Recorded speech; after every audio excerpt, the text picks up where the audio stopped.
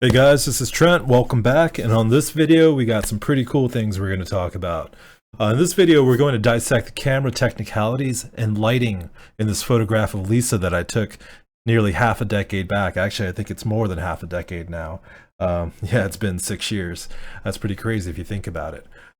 So to start, let's actually go ahead and look at this box on the right here.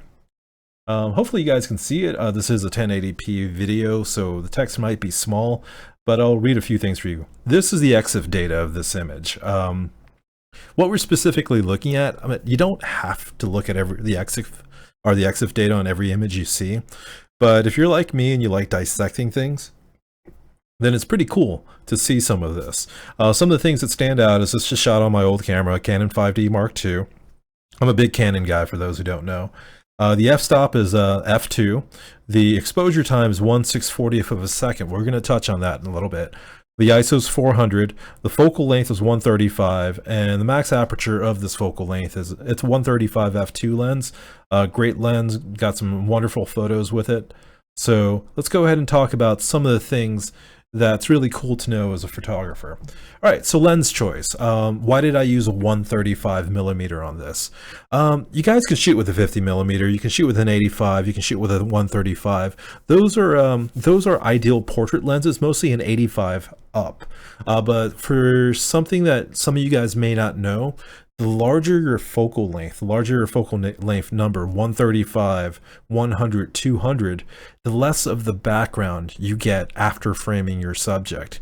Where that's important is the subject's face is framed here. If I used a 50 millimeter, I can get in closer to do the same framing of the subject, but you'll see more of the background, a wider swath of the background, which may not be what you want. In this case, I was trying to isolate the subject to the fact that she's on a bed. And so there is stray elements such as furniture or a window that if you use a wider lens, a 35 millimeter, a 50 millimeter, anything wider, even an 85, you might have distracting elements. There could be a telephone in the back. So for people who are traveling a lot and wanting to take very cool boudoir shoots on location, like let's say in a hotel or something like that, you booked a model, you're traveling, you book a model, get to shoot in a hotel room. There's a lot of times people do that for workshops. Well, there's always that ubiquitous hotel, like hotel clock or something that gives away where you're at. Well, a way to not worry about photoshopping it out or isolating it is use a higher focal length. This punches in more into the model, but also isolates the background more. This is actually very, very important for people who are setting up their studio and they're wondering, how much space should you have? The further you can get away from your subject, the easier it's going to be when you use a longer focal length, because it's going to take that background out. All right, so if you notice, it's f2. It's a shot at f2, so it's a very shallow depth of field.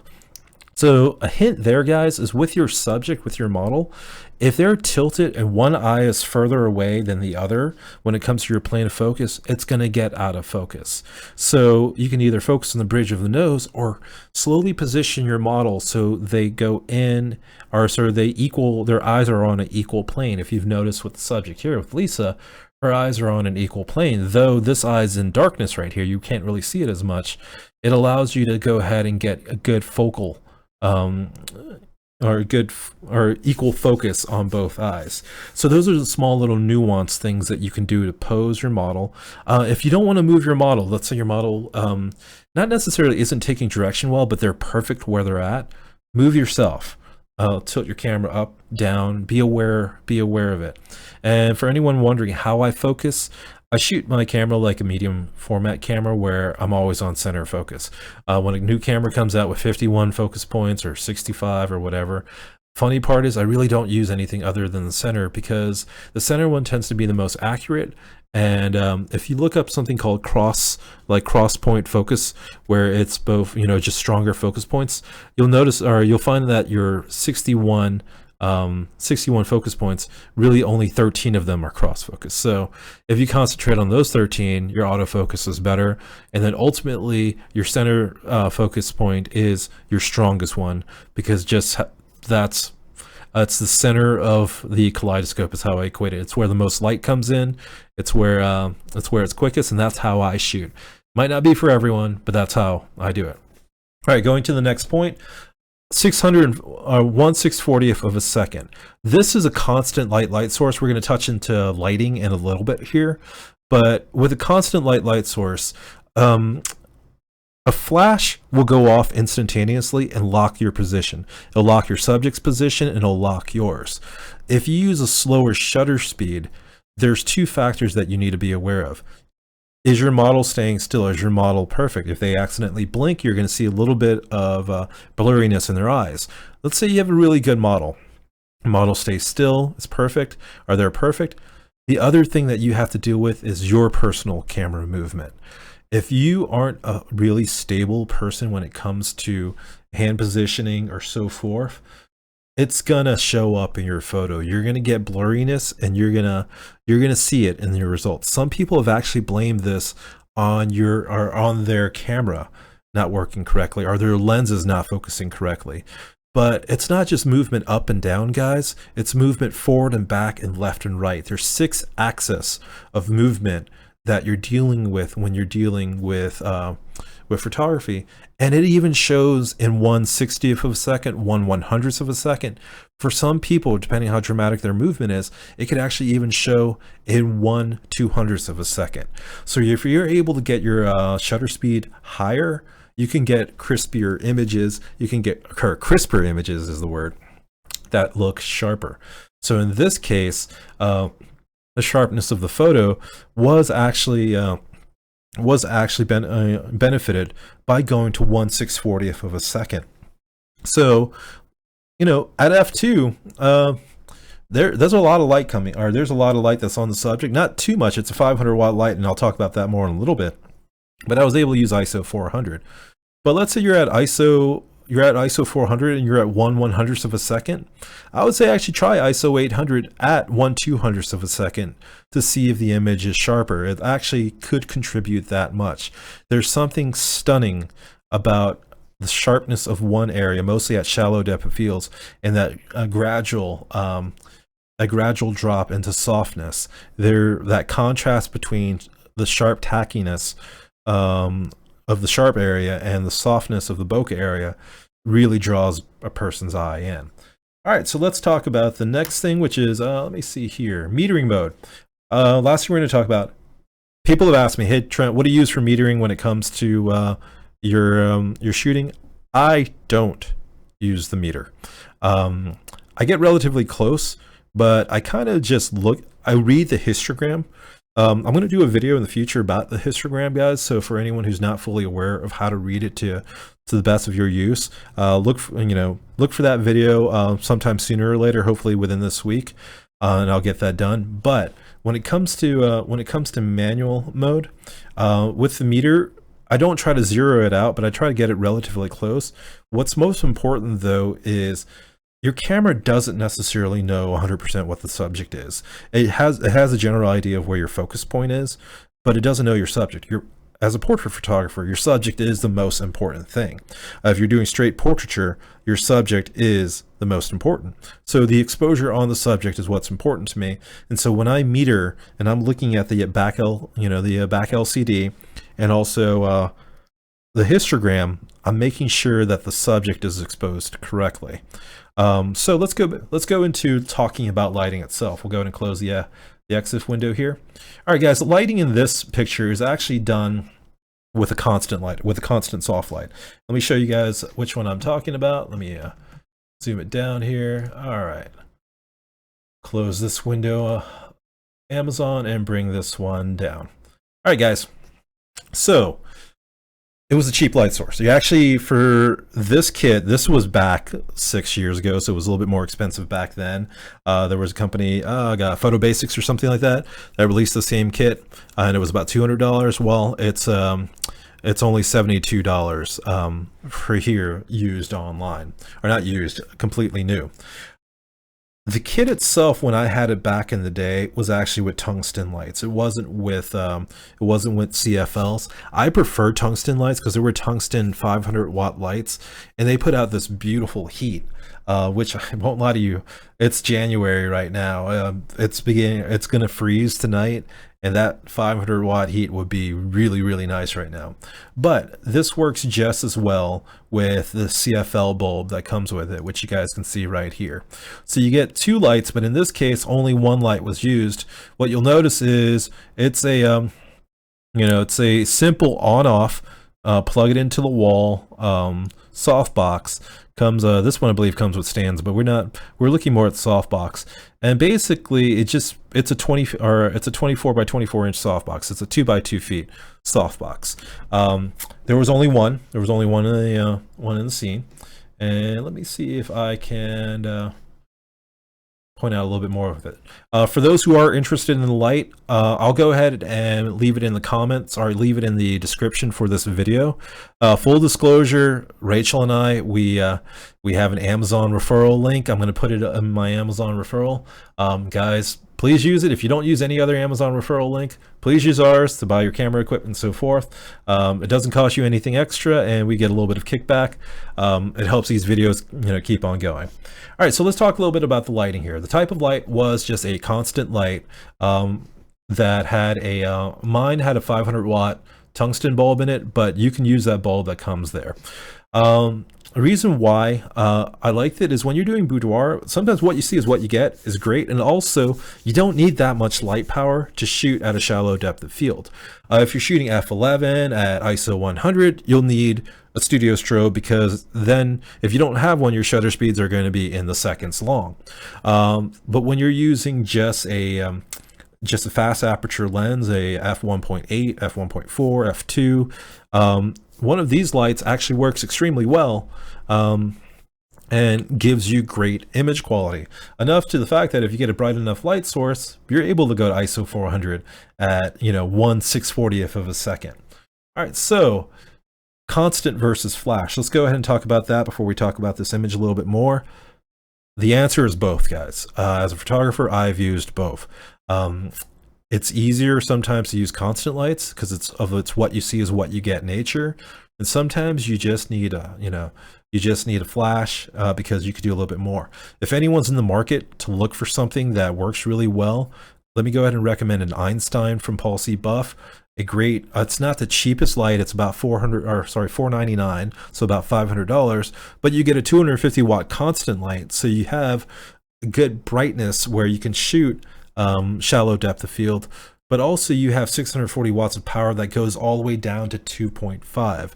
So later, as you get more and more used to it, you can actually shoot with a strobe effect at the lowest power possible and get the benefits of both a strobe and a constant light at the same time. That's going to be another video that I'll talk about in the future, like why it's a great thing. But if anyone's wondering constant versus flash, my position on it is a light's a light, get both. All right, so let's go to the size of light source here. The light source that I showed you guys was a 2 foot by 2 foot light source. Is that big enough? The answer is yes. For those who don't know, the bigger your light source, the softer your shadows. Let me see if I can go ahead and draw on here. Yes, I can. So let me mark this out. If you guys look where the shadows are transitioning over here, all the way over there, this is a kind of funny teleprompter type thing. I feel like one of the NFL dudes. If you guys look at the transition of the shadows, it's very gradual. And what you can dissect from that, or just get from that, is the light source is a bigger light source. The smaller your light source is, the more defined the shadows. The bigger your light source, once again, you can even see here the transition from the highlights right there to the shadows is very gradual and compared to very definite. And so what are the benefits of a larger light source? Well, it's immediate airbrushing for your model. The smaller your light source isn't just defining shadows on the side of their face like this, but it also defines the shadow in every pore on their face. So if you use a smaller light source on your subject and you go ahead and have a subject that doesn't have nice skin complexion, well, it's going to show. It's going to actually show every fault in their face. And I'm still learning how to use this. This is actually, I don't know if you guys know this, this is just Windows built-in image viewer where you can delete stuff. I'll worry about that later. Okay, so the bigger the light source, the softer your shadows, but also does immediate photoshopping for you, because a bigger light source makes it so zits and craters and so on aren't as prominent, because the shadows within those divots and so forth in the face is actually minimized comparatively to a smaller light source. Which leads to the next part. A 2 foot by 2 foot light source doesn't sound too big, but the size of your light source is determined by the distance from your subject. Something that's really cool is no one knows how close your light is to your subject. In this case, the light is about right here. It's actually relatively close to the subject in this one. And a 2 foot by 2 foot light source that's closer to your subject is the equivalent of an 8 foot light source just a little bit further away. So what that tells you is you don't have to buy the biggest light source possible, as long as you comfortably can get the light source closer to your subject. The closer you can get it to your subject, the more intense or bright it looks, which you can, which allows you to shoot at a higher shutter speed, which allows you to use a lower ISO. So if you can get your light source closer to your subject, you get more intensity and more power. But also what's really important is the closer your light source gets to your subject, the softer the light is. The softer the shadows, the more diffused the shadows. And so move your subject in closer to the light, guys, and you'll get some great effects. This is something I'm going to touch in a video in the future where we talk a little bit about the benefits of moving your subject close to your light source.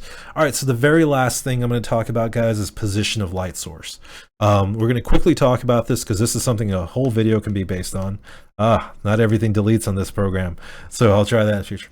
So I mentioned it a little bit earlier. Look at the subject's eyes and you can tell where the light source is coming from. It's coming from above, slightly above camera. So if I was right here with the camera, this is weird. Sometimes it does this. I don't know why. So I can draw a little bit and then it stops. So if I was right here with the camera, that looks weird. We'll go and delete. All right. Oh my goodness, that was funny. But anyways, we're right there with the camera. The light source is a little bit above. I have no idea what's going on there. Okay. Light source is a little bit above. I won't use the technology here just yet. So the benefit of the light being there is with our shadows, we have it pretty even, light coming from above. If I moved it here, it actually could even look a little bit more natural. There's nothing wrong about moving it left or right. What I didn't do is I didn't put the light underneath the camera or right by the camera. One of the big things that people who start doing photography, studio lighting photography, is they put the light by their camera. You can do whatever you want, guys, but lighting naturally for us comes from above. For most of our life, lighting has come from above. And so it's a little bit more natural to people to see it that way. So if you're ever turned off by an image, look at where the shadows are and see where the light's positioned. If the light is coming close to the camera or a little bit below, it could actually create a shadow that doesn't work well with you. So one of the things is when you're looking at images, go ahead and break them down, reverse engineer them, and see where the light's coming from, see where the shadows are at, and see if that's the results that you like. Find your favorite photos, and go from there. All right, so guys, this is the end of the video. Let me go and talk a little bit more. I set up a Patreon. Your guys' help is great. I know we're starting at this video recording thing for photographer education. I've done this for a while now. Not the video portion. I've did videos before when I was with other groups, but this is just myself targeting, my Patreons who want photography education, but also for me to specifically talk about images they choose or sets they choose. Your support is appreciated. Please go to the Patreon that I've set up. Any contribution is useful, guys. Love what I do. I love to keep on doing this, even if you guys don't contribute. you'll be able to see some of the free videos, but for Patreons of certain levels, certain reward levels, you will have access to even more in-depth videos covering other subjects, mostly are subjects that, you know, like nudes and so forth, where I can't publicly display them, but you will have access to it. So go to patreon.com/Trent Chow and support me if you guys can.